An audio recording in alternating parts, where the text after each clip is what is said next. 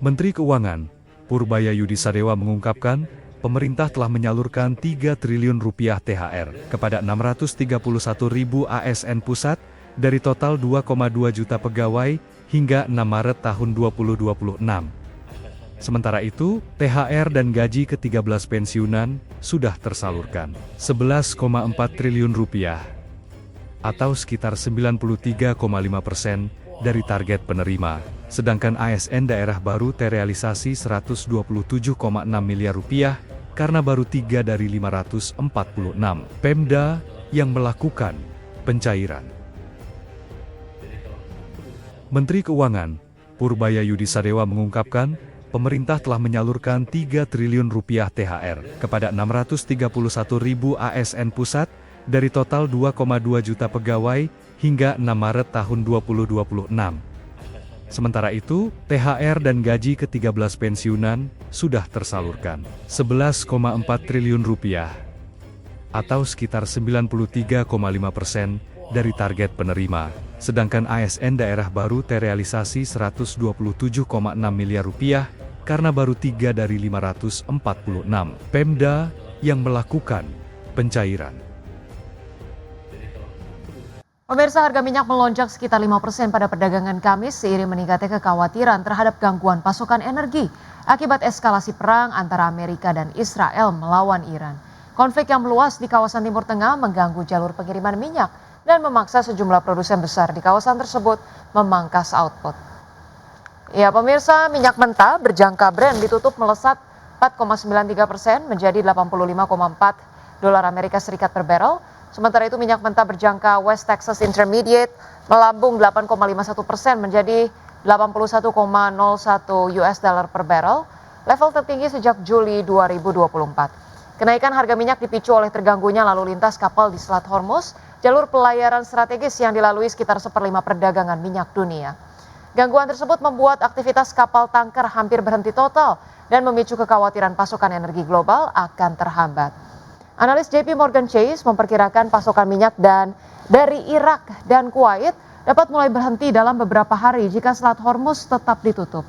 Kondisi itu berpotensi untuk memangkas pasokan hingga 3,3 juta barrel per hari pada hari ke-8 konflik.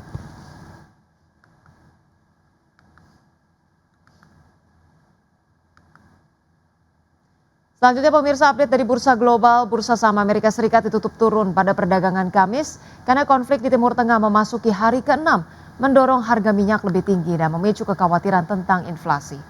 Meluasnya konflik ke lebih banyak negara memicu kekhawatiran akan gangguan di Selat Hormuz yang merupakan titik krusial distribusi energi global. Kami hadirkan informasi pada perdagangan Kamis, pemirsa, indeks S&P 500 melemah 0,56% ke level 6.830. Indeks Dow Jones Industrial Average turun 1,61% ke level 47.954 dan indeks Nasdaq terkoreksi 0,26% ke posisi 22.748. Sementara itu pemirsa, bursa ekuitas Eropa merosot pada perdagangan Kamis setelah rally tajam sehari sebelumnya seiring meningkatnya kekhawatiran investor terhadap konflik di Timur Tengah yang belum menunjukkan tanda-tanda mereda. PT Aneka Tambang Persero Tbk atau Antam menjalin kerjasama pasokan bahan baku industri emas domestik dengan menggandeng 2 perusahaan anggota grup holding PT Merdeka Copper Gold Tbk. Iya, dengan perjanjian ini pemirsa, Antam menargetkan volume transaksi 6 metrik ton emas per tahun. PT Aneka Tambang Persero Tbk menandatangani Gold Sales and Purchase Agreement dengan 2 perusahaan anggota grup holding PT Merdeka Copper Gold Tbk. Kerjasama tersebut untuk memastikan kesinambungan pasokan bahan baku industri emas domestik. Perjanjian ini menargetkan total volume transaksi sebesar 6 metrik ton selama 2 tahun.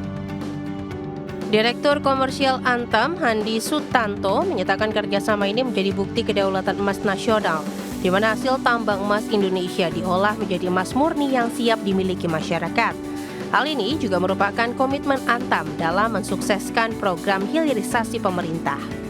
Memastikan hilirisasi terjadi, kedaulatan emas itu ada di Indonesia, itu kami sangat bahagia.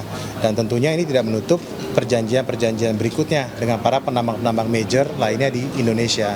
Antam, insya Allah kami siap membeli seluruh hasil tambang dan kami selalu melakukan kerjasama itu secara komersial yang fair.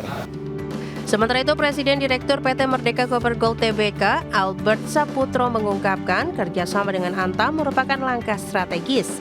Hal ini untuk memastikan penyerapan produksi emas Merdeka secara optimal di dalam negeri sekaligus memperkuat integrasi rantai pasok hulu hilir nasional. Tentunya ya kita bisa mengkomersialkan semua hasil produksi kita dan juga mensupport rencana pemerintah untuk memastikan domestic supply emas itu terjaga.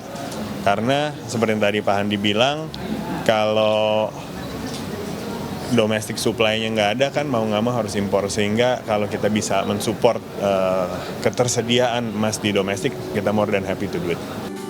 Produksi emas grup Merdeka yang masuk dalam klausal kerjasama dengan Antam berasal dari 2 operasi tambang, yakni tambang emas 7 Bukit di Banyuwangi, Jawa Timur dan tambang emas Pani di Kabupaten Puhowato, Provinsi Gorontalo. Dari Jakarta, Rajo Patmo, IDX Channel.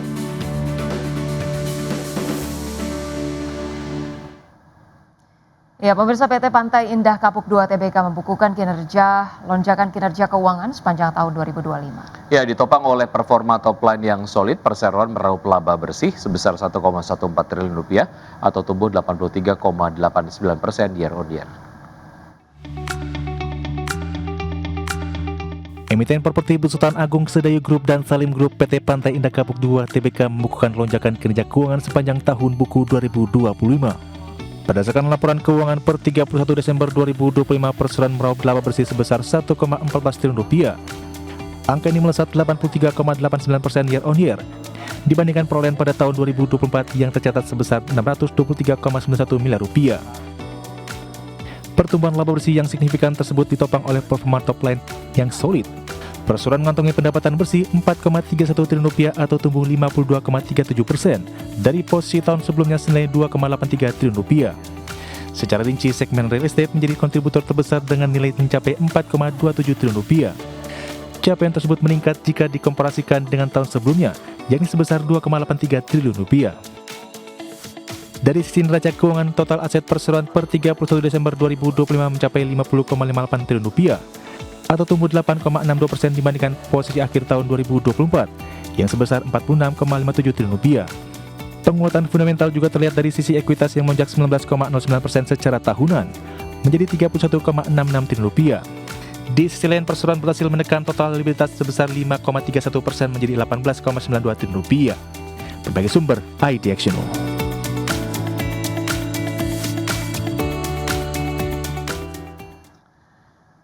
Emiten pelayaran PT Pelayaran Nasional Ekalia Purnamasari Tbk berkode saham LP berencana menggelar aksi korporasi melalui right issue. Ya, langkah ini dilakukan untuk memperkuat struktur permodalan serta mendukung ekspansi dan diversifikasi usaha perusahaan. Emiten pelayaran PT Pelayaran Nasional Ekalia Purnamasari Tbk atau LP akan menggelar rapat umum pemegang saham luar biasa pada tanggal 9 Maret 2026. Dalam rapat tersebut, perseroan akan minta persetujuan pemegang saham terkait rencana penambahan modal dengan hak memesan efek terlebih dahulu atau right issue. Dalam aksi korporasi ini, LP berencana menerbitkan maksimal 2,11 miliar saham baru dengan nilai nominal Rp100 per lembar saham. Jumlah saham baru tersebut mewakili sekitar 22,18% dari modal didapatkan dan setor penuh setelah pelaksanaan right issue. Manajemen menyebut tambahan modal ini diharapkan dapat memperkuat struktur keuangan perusahaan serta mendukung kinerja operasional mulai ekspansi dan diversifikasi usaha. Dana hasil right issue rencananya akan digunakan untuk likuiditas umum, belanja modal dan modal kerja termasuk investasi serta kegiatan penunjang usaha. Berbagai sumber, IDX Channel.